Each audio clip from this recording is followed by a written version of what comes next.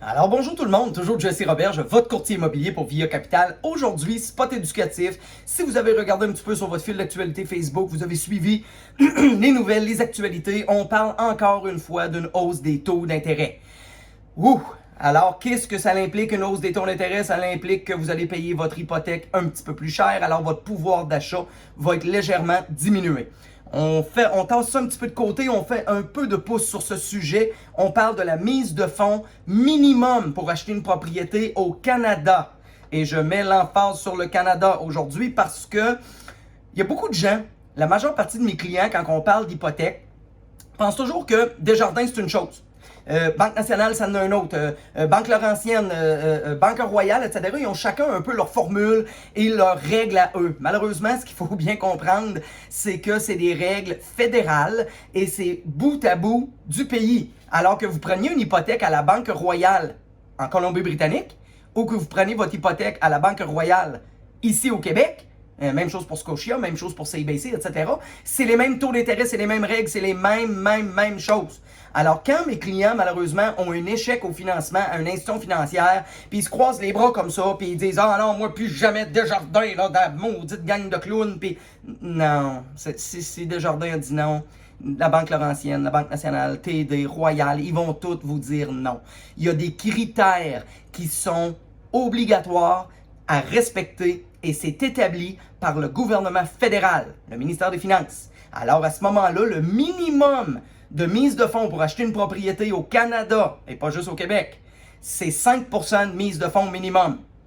Par contre, quand on n'a pas le 20% de mise de fonds, on doit s'enligner ou on doit se replier vers un assureur hypothécaire parce que une institution financière, advenant qu'on envoie votre dossier à la Banque nationale, tiens, je n'ai pas de parti pris nulle part, là, on va parler de Desjardins, on parle de toutes les institutions financières.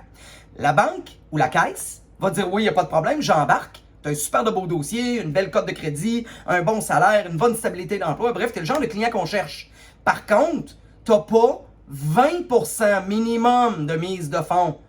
Malheureusement, j'embarque pas. Alors, on a des alternatives.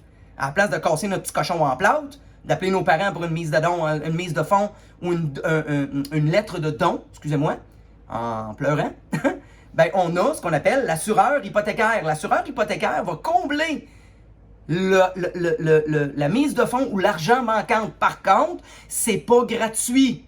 La Société canadienne d'hypothèque et logement, la SCHL, la plus populaire des trois au Canada, va charger, ben les trois vont charger, mais on parle de la SCHL, ben c'est un classique, c'est comme appeler des mouchoirs Kleenex, là, ok, ou un frigidaire, réfrigérateur, frigidaire. Alors la SCHL, c'est le classique, la Société canadienne d'hypothèque et logement, va vous charger un montant supplémentaire, alors va vous prêter l'argent. Vous avez 5% de mise de fonds, la banque en exige 20. Alors, est-ce qu'on en convient qu'il y a un manque à gagner de 15%? Alors, si vous manque le 15% ou le 10%, bref, il vous manque de l'argent pour être capable de satisfaire les conditions de l'institution financière, bien à ce moment-là, il n'y a pas de problème. Ils vont prêter, ils vont embarquer. Par contre, ce n'est pas gratuit. C'est un montant en pourcentage de ce que vous aviez de besoin. Le plus que tu en as besoin, parce que le moins que tu avais de mise de fonds, le plus que ça te coûte cher, il tartine sur ton montant d'hypothèque sur 25 ans. Alors, je vous invite à aller voir sur Google. Tapez Société canadienne d'hypothèque et logement, puis vous allez voir les montants chargés en fonction de l'argent que vous n'aviez pas pour combler le 20% de mise de fonds pour l'institution financière. Oh! J'espère que c'était clair. Un petit peu plus complexe comme spot éducatif ce matin, mais bref, pour acheter ou vendre, avoir des conseils et être bien encadré dans cette broue que je semble connaître, mais malgré mon bon verbal, j'ai de la misère à vous verbaliser ce matin. Bref, c'est Jesse Roberge, votre courtier immobilier pour Via Capital. Toujours le même numéro de téléphone n'a pas changé. 418-627-3333. 418-627-3333. Gênez-vous pas si vous voyez ce spot éducatif sur une des plateformes de réseaux sociaux ou de médias sociaux. C'est parce que je suis là, ben abonnez-vous et puis vous allez pouvoir me suivre jour après jour quand je vous upload du nouveau contenu.